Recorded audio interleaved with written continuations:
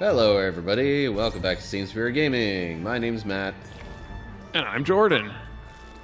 And we're back with more Ori and the Blind Forest and some weird gravity stuff therein. Yes. We gotta carry this orb thing somewhere.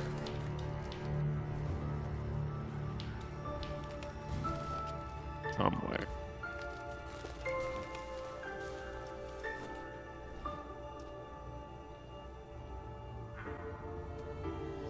Okay, so if the trick to this is like it was for the other thing, then the best thing I could do is jump from here. Yeah. Oh, yes. And I'm pretty sure I'm gonna need all the Keystones around, so maybe if I do that, I don't think that's gonna take me far enough to get to the one. I don't know.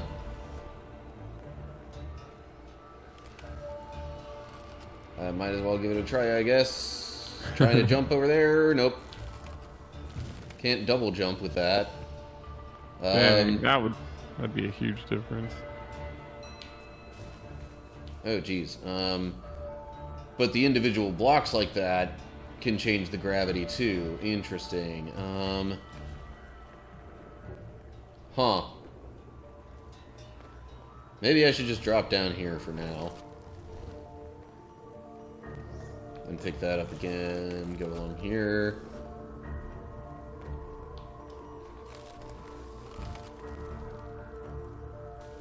Okay, I don't know why I thought there was something this way.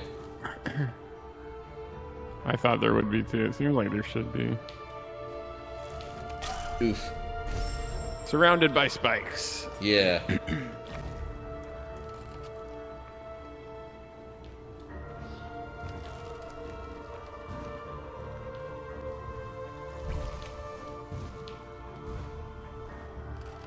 Might take a little while to get this fully figured out here. That's okay. It's the journey, not the destination. So, meanwhile, we could, I don't know, talk about any current events or anything like that that you might want to. Yeah, the Artemis 2 launch is really cool. I watched it with the family. It's really cool that we're in space again. I always wanted to be an astronaut when I grew up, until I read about, like, when I became a teenager, I read about, like, how horrible just being in space is for your body. It's, like, really, really bad for you. And then I was like, you know what? Maybe I'll just stay on Earth where we're designed to be. Yeah, I don't think I could do it, because I would probably, like, I get motion sick and stuff, so.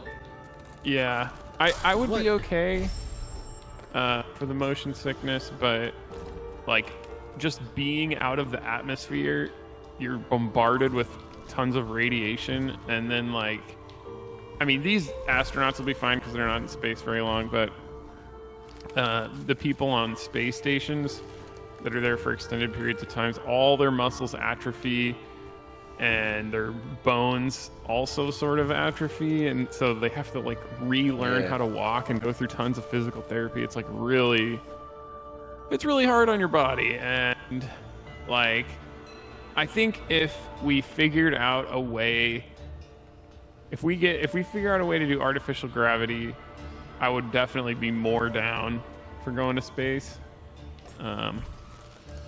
As it is right now, no thoughts.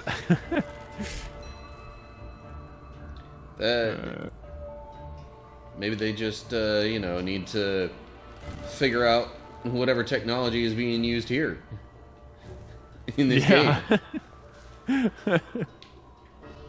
One thing that's been proposed, and I don't know why they haven't really looked into it more. I mean, I guess there's not really a demand, but it is, I don't know if you've seen those, like, sci-fi ships where there's a big ring around the ship, and the ring rotates, causing centripetal force to kind of make a pseudo gravity. Like those carnival rides that go around in a circle real fast. Yeah. And hold you to the wall. It's basically the same idea, except in space. It'll turn forever. There's no air resistance, so you can have it just rotate, and yeah, you have kind of a pseudo gravity. I don't really know why nobody did that for like the space station and stuff. Doesn't that have to go at like really high speeds all the time though? Probably, but the people in the space station don't really, they don't swap. They do swap out staff, like quote unquote frequently, but I think it's like months at a time that they were swapping them out. So yeah, you could like speed it up super fast and just keep it going. But I'm just thinking about maybe like the energy needed to make something like that happen. Well, no, that's what I'm saying. Like, you can get it going, and then you don't need any more energy because there's no resistance. It just, like, pretty much just goes on its own after that. As long as you get a low resistance, like, rotator thing. I think we should look more into it because that would solve a lot of, like, health issues for people who go into space. But again, it's probably expensive, and there's not like thousands of people going into space, so it's like, why even really spend the time and money to do that? But I think it could work. Maybe I should, instead of going to space, just help make the gravity machine. It's so funny that we're talking about gravity as in the game here. Messing with gravity too.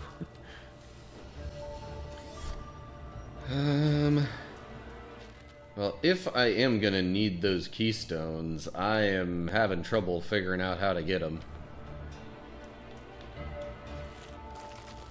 Okay, that wasn't what I expected at all. Why did that happen? I thought I would actually be able to land on this. There we go. And then, now what if I jump off here? Woo. Spikes. That's what happens. No, there's like a map thing down that way, though. Okay. What if I jump off and then let go of the... okay, it won't just let me, like... well... Oh. Interesting. Mapstone fragment. Whoa, okay. Yeah, so there's a couple more keystones up here that I will probably need to get through that door there. At least that seems likely. Yeah.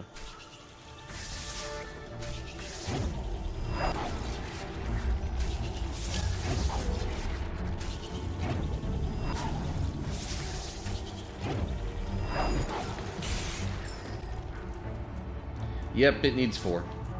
Crud. Okay then.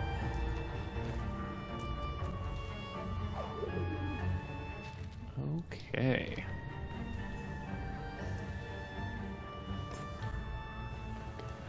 Well, this could be quite a problem. Especially figuring out how to... Oh, wait. Yep. Alright, well, now I can just do that to get that keystone.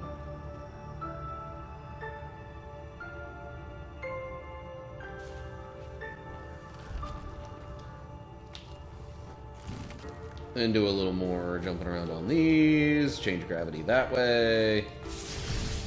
Yeah. Okay. We are back in business. Saving again. Business.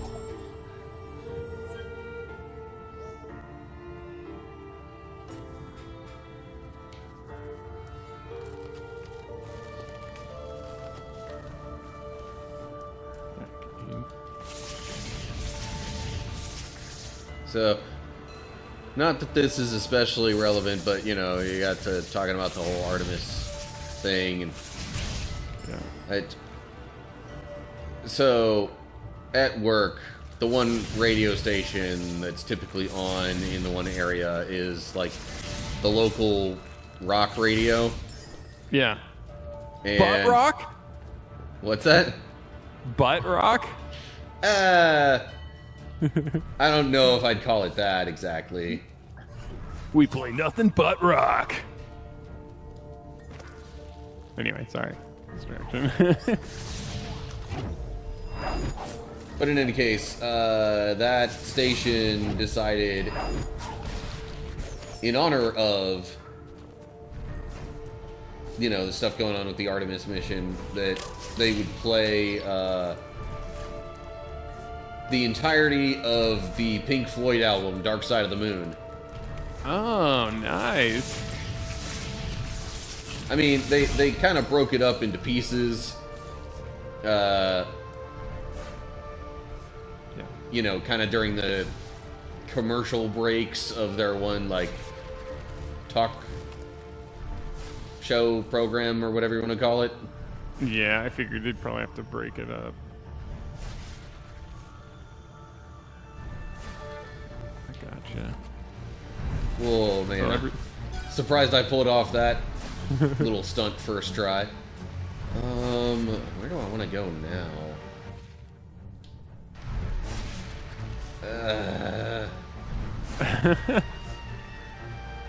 See, because if there's just spikes right there, then I'm pretty much jumping to my doom. But, Yeah. oh well. Oh, crud. You only live once! There was a platform there that I could have landed on. Okay, well, now I know. Looks like you live more than one.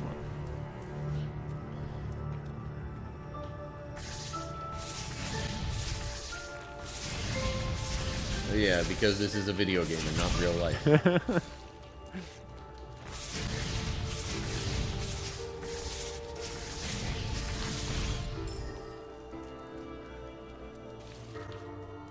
YOLO need not apply. I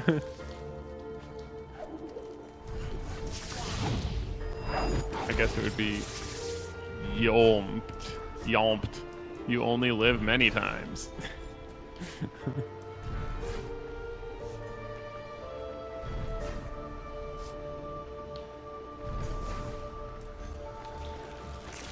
Or, you know, whatever the acronym would be for you live as many times as you want.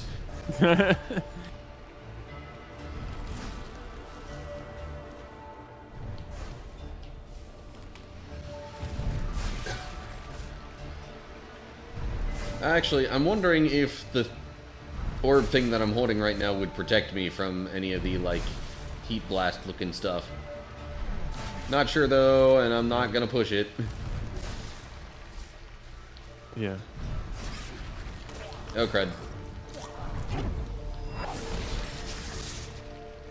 Like, I pressed the wrong button to be able to do the bash attack for a second. Oh, jeez, okay. I need altered gravity here to go through this little passage. Huh. Nice. Wow. Cool. But now what?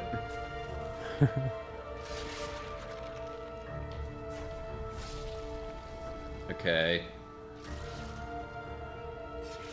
So that's just constantly going back and forth, it looks like. Yeah. How am I supposed to get over to the other one? Do I even need to? Or do I just do this? Ah.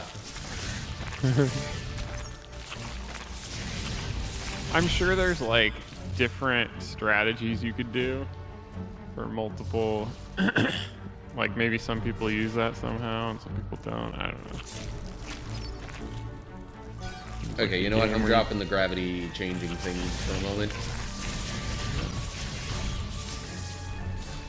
Yeah, it seems like it's gonna kind of have multiple strategies. And honestly, I think any game that gives you multiple options like that it is really all the better for it. Yes, agreed. Yeah, don't like super linear games. I mean, like sometimes it's good, but just not too linear. Like, no, you have to play this way, kind of a thing.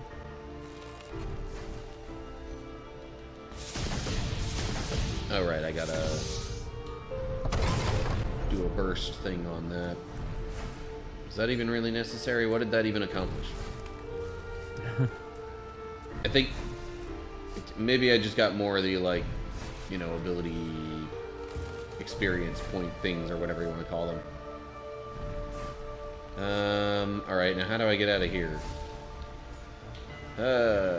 Nope. Crud. And now I gotta redo a bunch of it, because I didn't save. That's okay. Well, maybe it's time for the passage of the day. I don't know why I said it like that.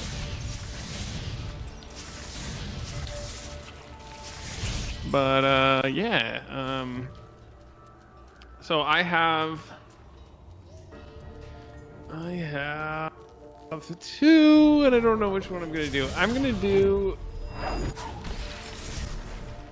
So it's funny. I think, I don't know if it was last time or the time before, I did John 3:16.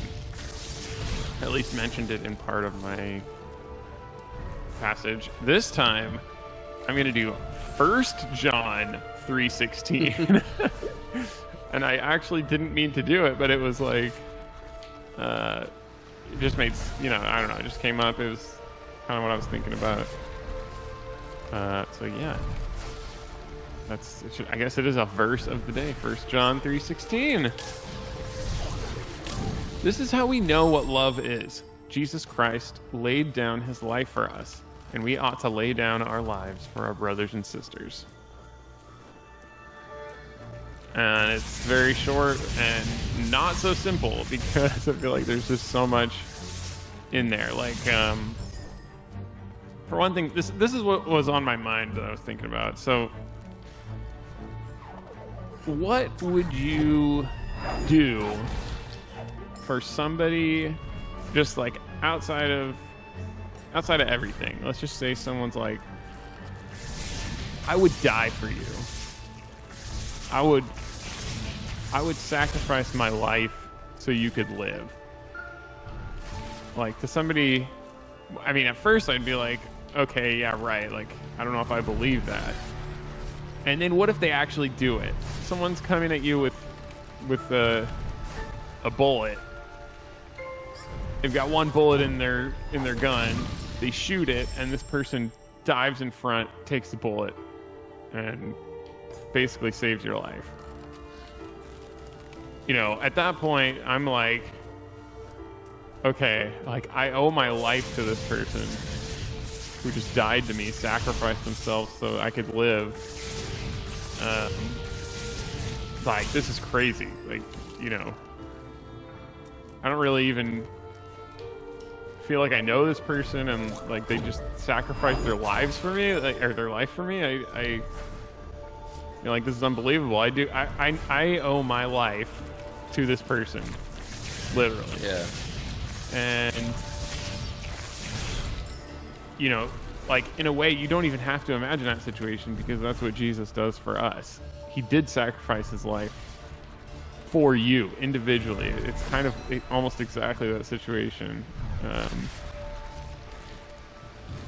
Which Not is even just crazy, for your earthly life, but for your eternal life. Yeah. It's just like that idea that somebody would sacrifice themselves for me. Like, yeah, I mean, I owe everything to that person, and I want to know why they would do that, and Jesus is the ultimate teacher, and that's why the second part of that verse is we ought to lay our lives down for our brothers and sisters, because he is the ultimate role model. And so yeah, he sacrificed himself for us, and kind of like now it's our turn. Our earthly lives effectively don't matter because death is conquered, and so now it's our job to sacrifice our lives, whether that be metaphorically and serving others and basically sacrificing the life we had to serve others, like if you're a new Christian or something, or literally in the case of somebody's in danger and you should be willing to die for our brothers and sisters. So yeah, it's just, that was something that was on my mind, and this verse really kind of said it in the perfect way. Like, Jesus Christ laid down his life for us. Just really incredible.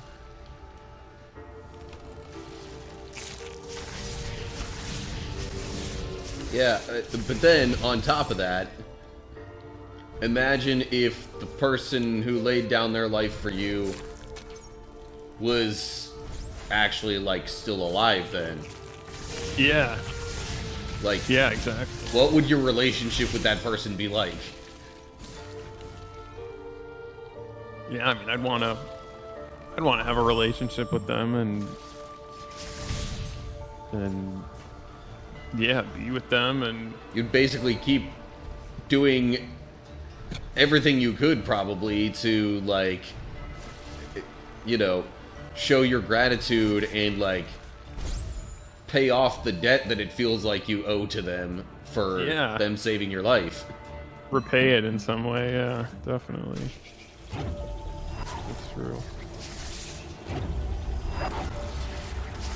Yeah, interesting kind of, I guess, maybe thought experiment. Think about if we would do that for someone on Earth, then, how much more should we do that for Jesus, God, really? Yeah, because, I mean, in the case of Jesus, then, it's not just your earthly life that has been saved, but your eternal life. Yeah. Yeah. It's crazy. It's crazy.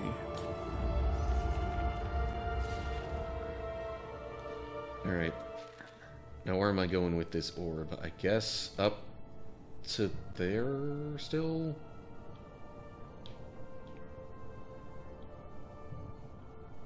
It's a lot to go through, but let's see what happens, I guess. Oh, or I place it here. Never mind.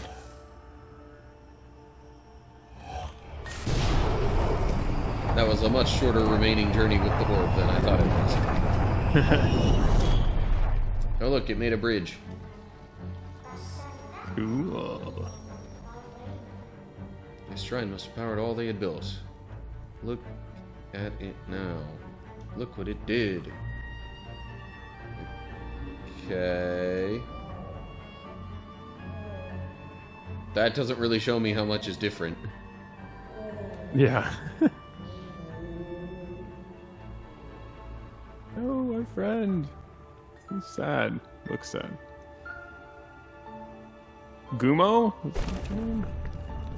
Yeah, that was the name of the one we ran into before. Wow, I just almost totally bit the dust right there 2 seconds later.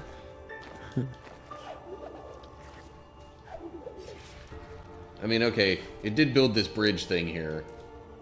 So there's that, I guess. Yeah. Oh. I wonder if Gumo knows of their fate.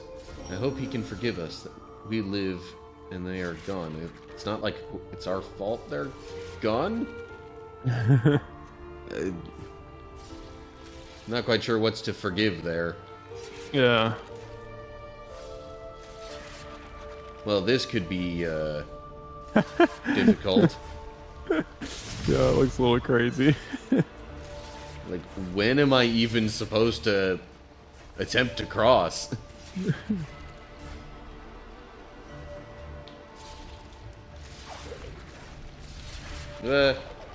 No. Let me... Darn it.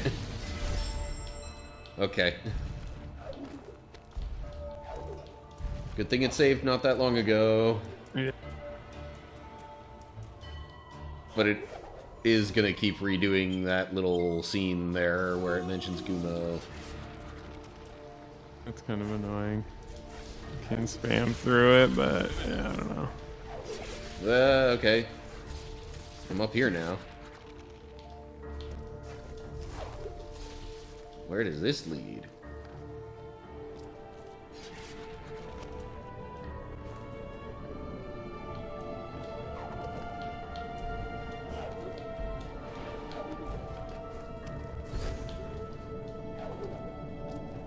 Ooh, this looks cool. Press X to listen. The element of winds lies before us, stored in the heart of this place. It's Gumo, I think. Yay. Gumo's also listening. These ruins are all that is left of the Gumon, reminding us of their fate. Losing the ones that he loved, Gumo is the last of his kind. Ori, we shall bring back the light. For Nibble and the memory of the Gumon, let us restore the element of winds. And how shall we do that? Yeah. Or are we doing that right now?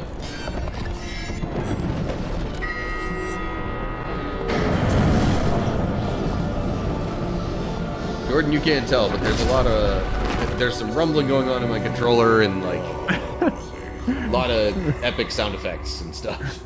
I cannot tell. Oh, he took the thing out of the pedestal there.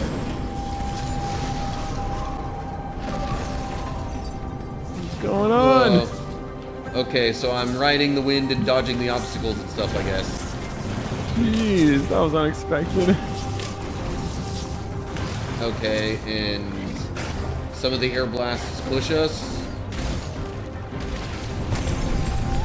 Jeez.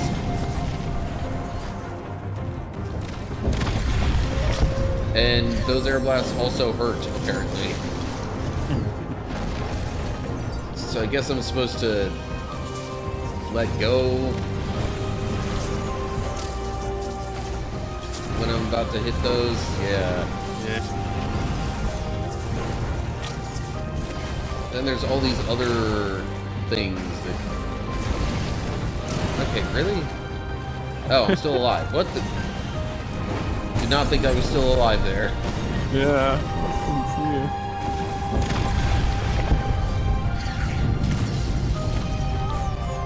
What? Oh, how do I avoid that? Yeah. That's crazy. And of course I encountered this, like, right near the end of our typical half hour.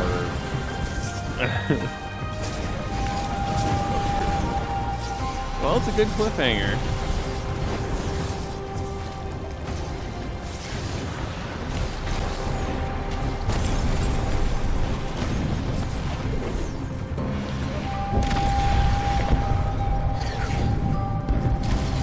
Maybe if I hide over here, yeah. Okay. But where do I go from there? Was I supposed to go back down? So many things where it's just like, hey, avoid this stuff. Okay, great, but where do I go? It's a lot of things like, you will die here because you don't know what's coming.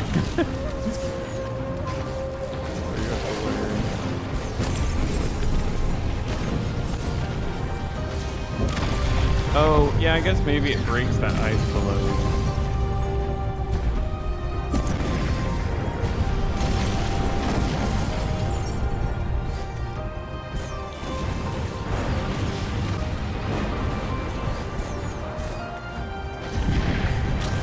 Oh, jeez, I hardly even noticed that. Is your controller still rumbling? Yes, a lot. Oh my god. What the? That was crazy. Yeah, there's so much stuff to avoid that, like, you pretty much have to know it's coming. Otherwise, how the heck do you anticipate it?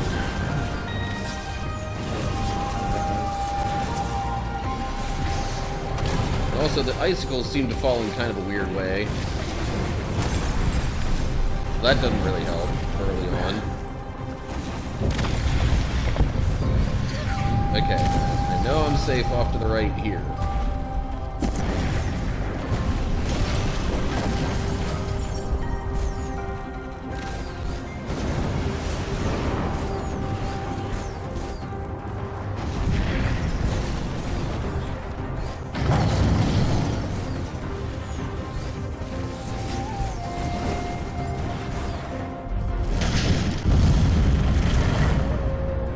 I just realized, did I say off to the right earlier? I'm pretty sure that was left. That's okay. Alright, are we good now? Kuro's nest. Isn't Nest. Kuro the big bad bird that doesn't like us? Big bad bird. It must be. I don't know any other name. Okay. I think I'm gonna have to save here and leave it at that for now. Yeah. Yeah. Well, tune in next time for more Ori and the Blind Forest, and it's maybe not that much action, but still is a very action-oriented game for the most part. Pretty action-packed. I mean, flying through the wind Yeah. and stuff. I mean, I guess early on maybe it wasn't so much, but it's ramping up. Right, yeah, exactly. So anyway, subscribe so you don't miss any of that. Yeah. And yeah, hopefully we'll see you soon. See you then. Bye everybody. Bye.